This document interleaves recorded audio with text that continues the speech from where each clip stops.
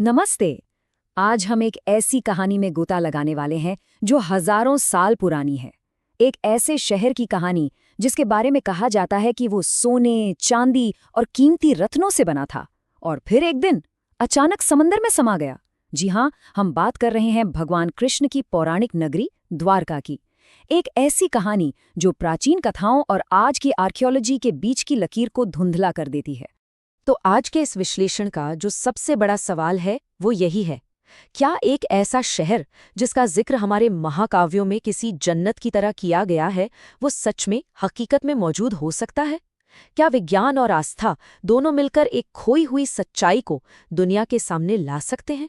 चलिए पता लगाते हैं। कहानी की शुरुआत आज के दौर से करते हैं। साल था 1983। भारतीय पुरातत्वविदों की एक टीम गुजरात के तट पर अरब सागर की गहराइयों में उतरती है और उन्हें उस वक्त बिल्कुल अंदाजा नहीं था कि वो एक ऐसी खोज करने वाले हैं जो सदियों पुरानी सोच को चुनौती दे देगी। पानी के नीचे, रेत और चट्टानों के बीच उन्हें कुछ ऐसा दिखा जो कुदरती नहीं था, जो इंसानों का बनाया हुआ लग रहा था। दरअसल ये एक पूरा का पूरा डूबा हुआ शहर था। अब इस खोज का असली मतलब समझने के लिए हमें टाइम में बहुत पीछे जाना होगा, उस जमाने में जब कहते हैं कि इस शहर को बनाया गया था।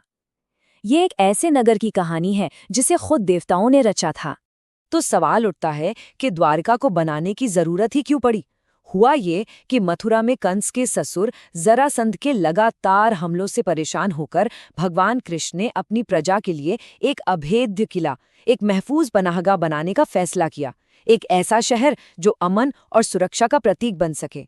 तो कृष्ण ने समुद्रदेव वरुण से प्रार्थना की और उन्होंने कृष्ण को समंदर के बीच से 153.6 वर्ग किलोमीटर जमीन का एक टुकड़ा दिया।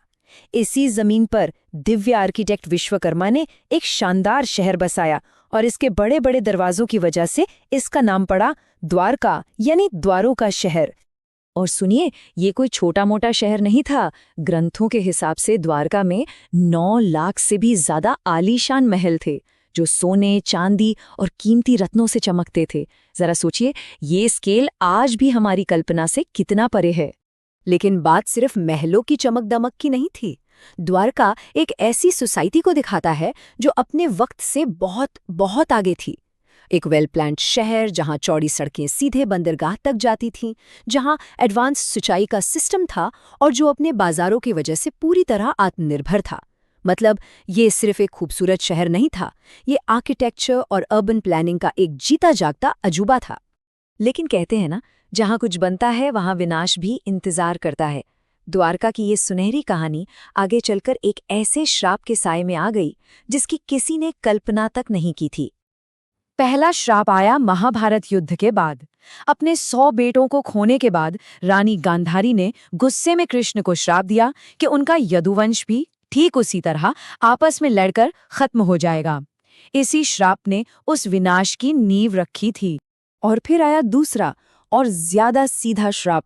कृष्ण के बेटे सांब ने अपने दोस्तों के साथ मिलकर कुछ ऋषियों का मजाक उड़ा दिया और गुस्साए ऋषियों ने सांब को श्राप दिया कि वो एक लोहे के मूसल को जन्म देगा जो पूरे यदुवंश को तबाह कर देगा। और ये भविष्यवाणी एक बहुत ही भयानक तरीके से सच हुई। यादवों ने मूसल को खत्म करने की बहुत कोशिश की, लेकिन उसका एक टुकड़ा बच गया और एक शिकारी के तीर की नोक बन गया। फिर वक्त के साथ गांधारी का श्राप भी असर दिखाने लगा।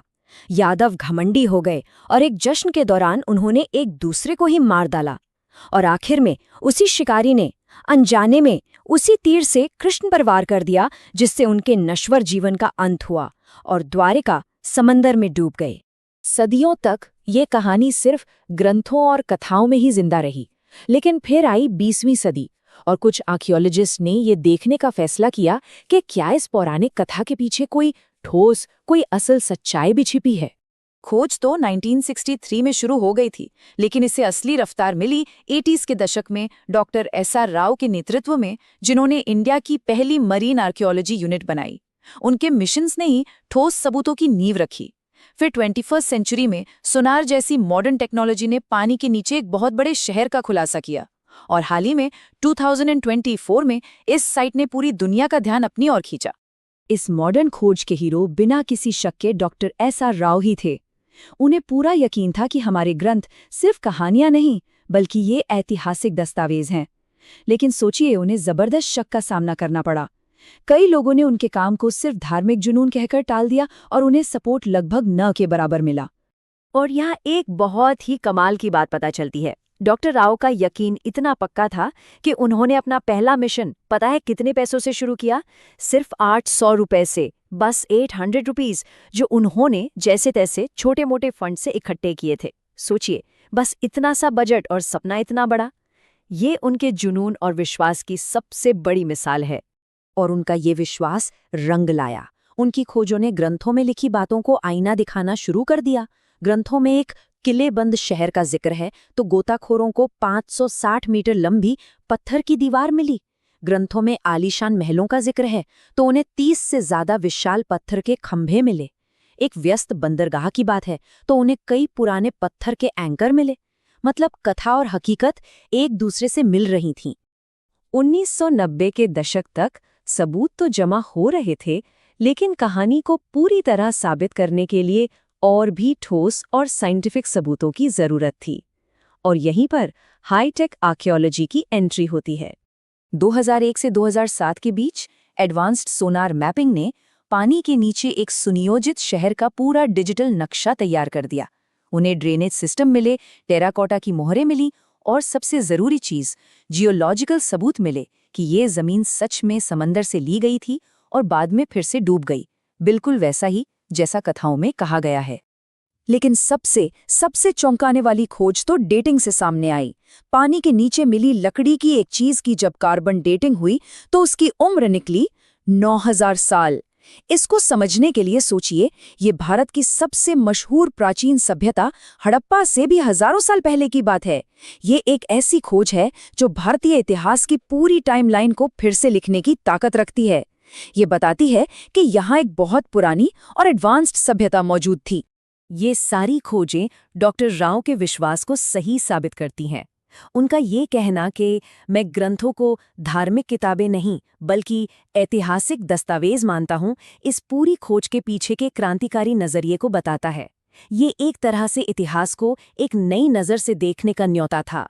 तो अगर श्राप की कहानी एक प्रतीक है, तो फिर इसकी साइंटिफिक वजह क्या हो सकती है? आखिर एक पूरा का पूरा शहर समंदर में समा कैसे सकता है? इसका जवाब हमें समुद्र विज्ञान में मिलता है। दुनिया भर की रिसर्च से ये पता चलता है कि लगभग उसी समय के आसपास जब द्वारका के डूबने की बात कही जाती है, दुनिया भर में समुद्र के लेवल में एक बहुत बड़ी और अचानक बढ़ोतरी हुई थी। ये एक नेचुरल डिजास्टर था, एक प्राकृतिक आपदा जो किंवदंती की टाइमलाइन से एकदम सटीक मेल खाती है। तो जिसे हम श्राप कहते हैं, वो असल में एक विनाशकारी प्राकृतिक घटना का यादगार वर्णन हो सकता है। द्वारका की ये खोज हमें सिखाती है कि शायद आस्था और विज्ञान एक दूसरे के दुश्मन नहीं हैं, बल्कि एक ही सच्चाई तक पहुंचने के दो अलग अलग रास्ते हो सकते हैं। यह हमें याद दिलाता है कि हमारी सबसे पुरानी कहानियों और मिथकों में इतिहास के दाने छिपे हो सकते हैं, जो बस समंदर की गहराइयों में फिर से खोजे जाने का इंतजार कर रहे हैं। क्योंकि कुछ कहानियां कभी खत्म नहीं होती, वो बस सही वक्त का इंतजार करती हैं।